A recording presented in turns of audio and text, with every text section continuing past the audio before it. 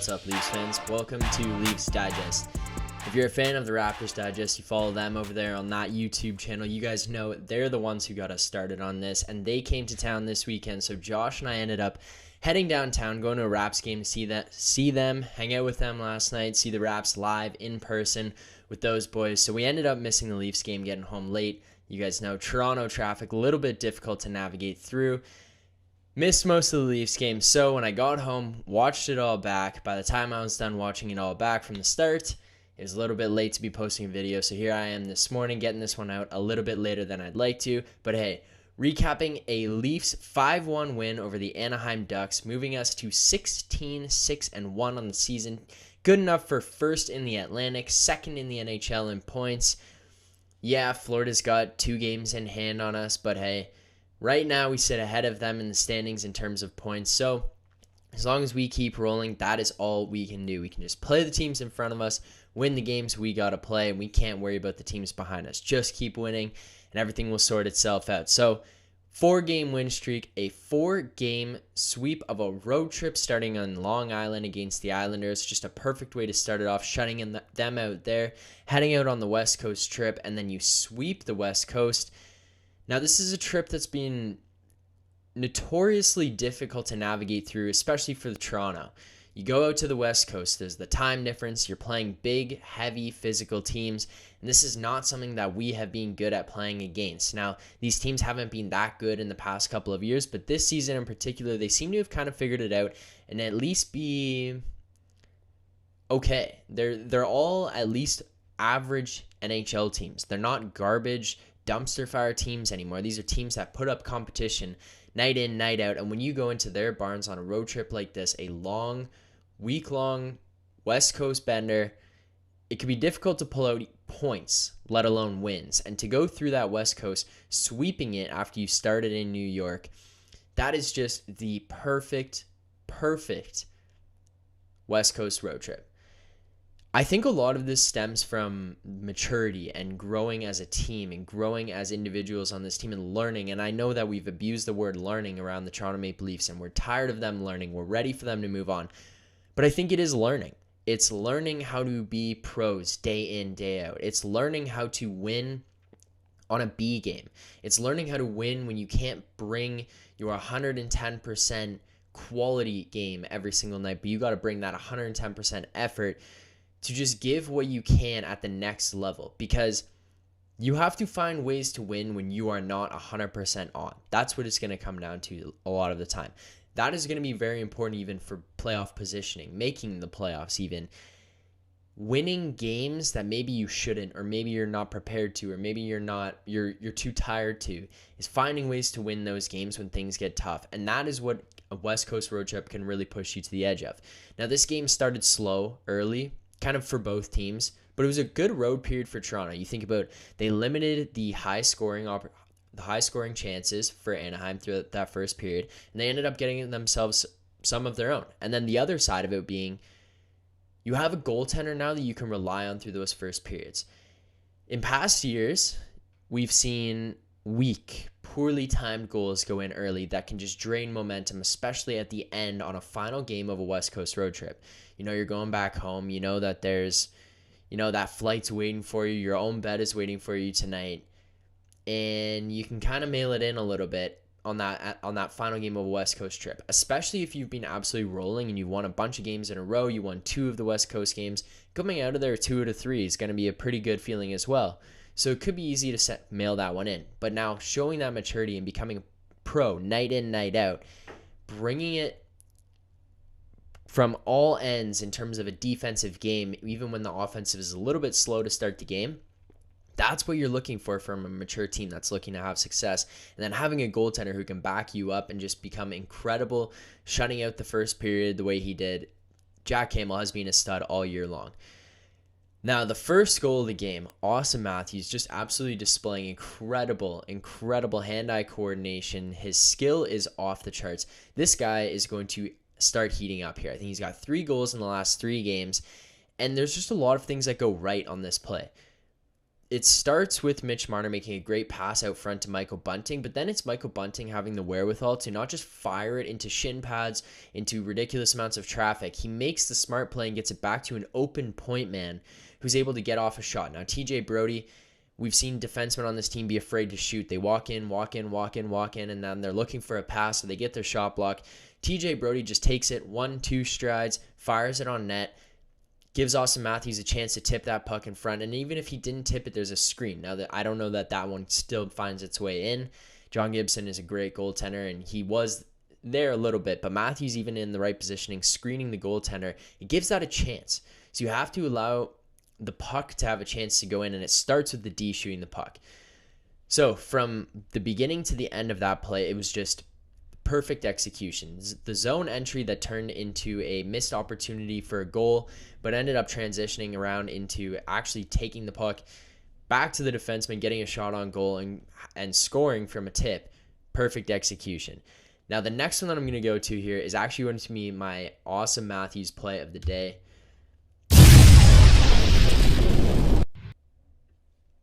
Now, the Austin Matthews play of the day is going to go to the second goal of the game.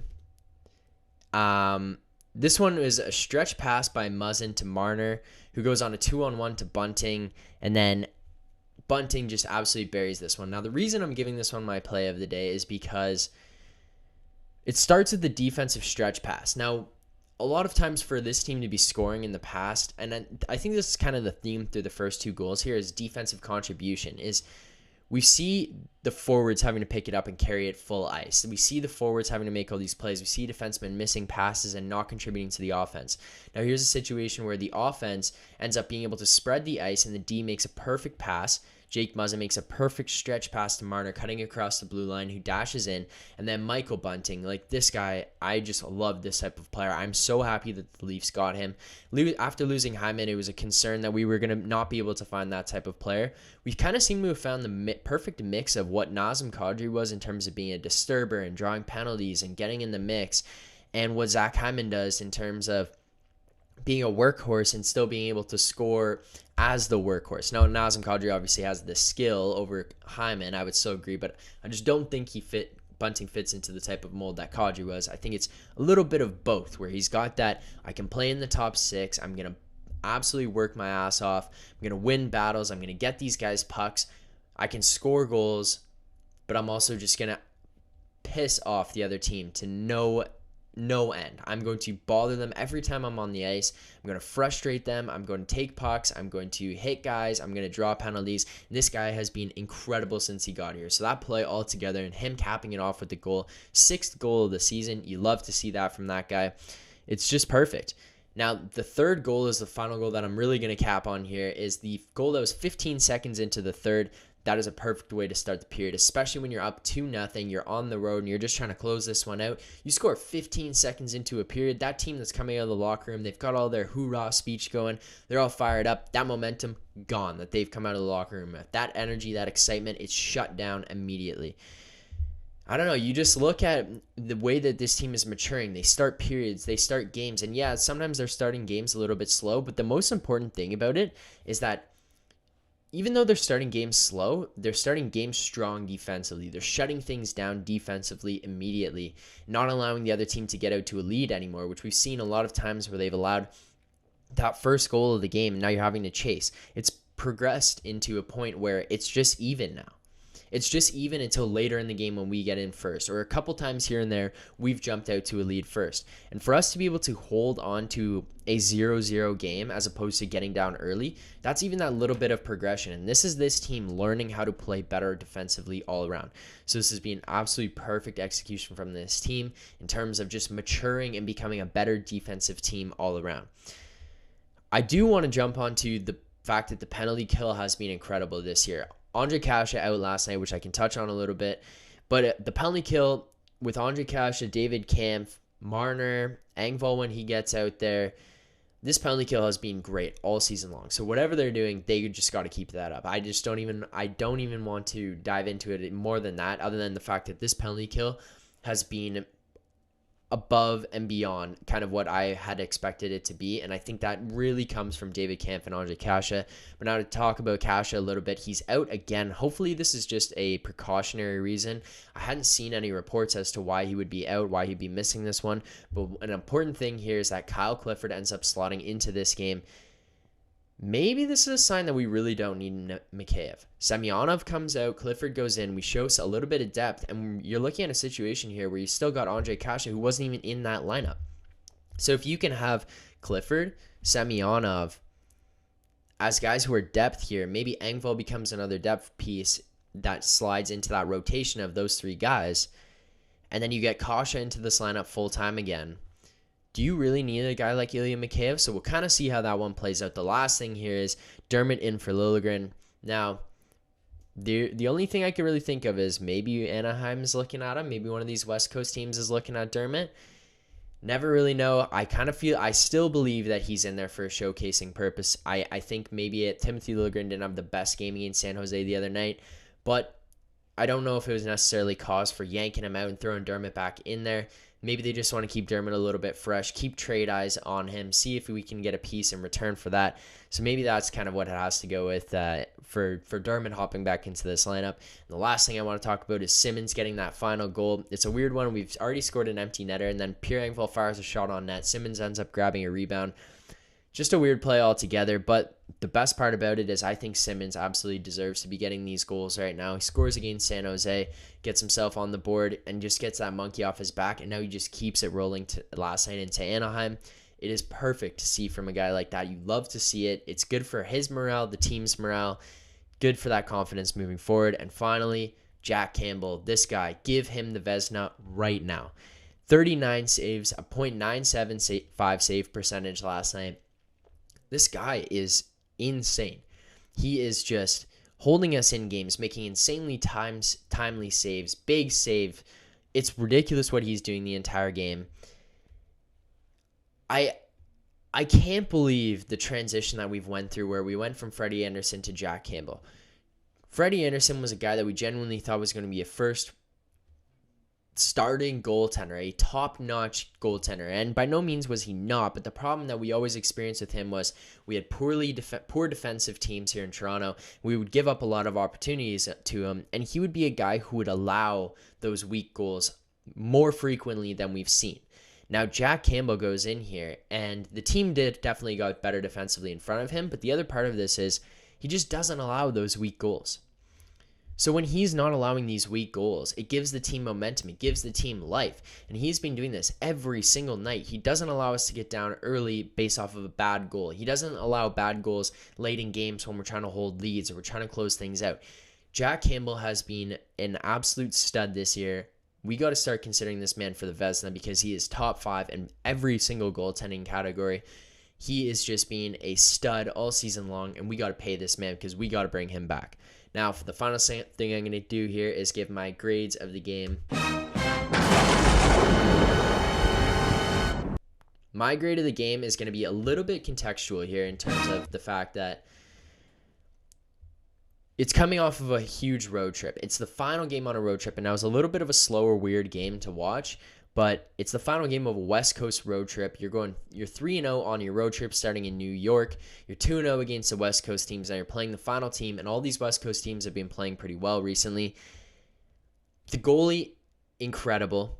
You go 4-0 on this road trip, sweep the West, dominated at basically every single game that we were in on this whole road trip. You get a variety of scores. You get guys breaking slumps. You break out against LA where you score 6 goals for the first time all season. I'm giving this one an A+. It's the perfect end of a road trip, and I think the context behind it is a lot of it's the final game of a road trip. You can mail this one in, and you don't. You come out swinging. You win a game 5-1. You just blow a team out of the water. Your goaltender plays incredible. You get a variety of scores. Your depth scores. You break guys out of slumps. Matthews is rolling now, 3 goals in 3 games. Nylander gets goals in back-to-back games. Like, these guys are just feeling it now. Bunting's scoring still. Hopefully nothing is seriously wrong with Kase. He can just kind of recover a little bit here at the end of this road trip, get back to Toronto, rest up before Wednesday's game and be ready to go into the lineup. Then we're also seeing a little bit of the depth that this team has in terms of Semyonov getting in, Clifford getting into the game, and then even Dermott swapping in for Liljegren. It just shows a little bit of the fact that there's a lot of maturity going on amongst these players, this team, the coaching staff, and the fact that we have depth where guys can interchange every single night, hop in, hop out, and this team can continue to roll. So I'm giving this one an A+. What a way to cap off a road trip. What a way to roll through the West Coast and sweep them. 4-game win streak. We moved to 16-6-1. First in the Atlantic. It's two games more played than Florida, so they got 2 games in hand on us. But hey, ahead of them in points, and we are second in the NHL in points right now.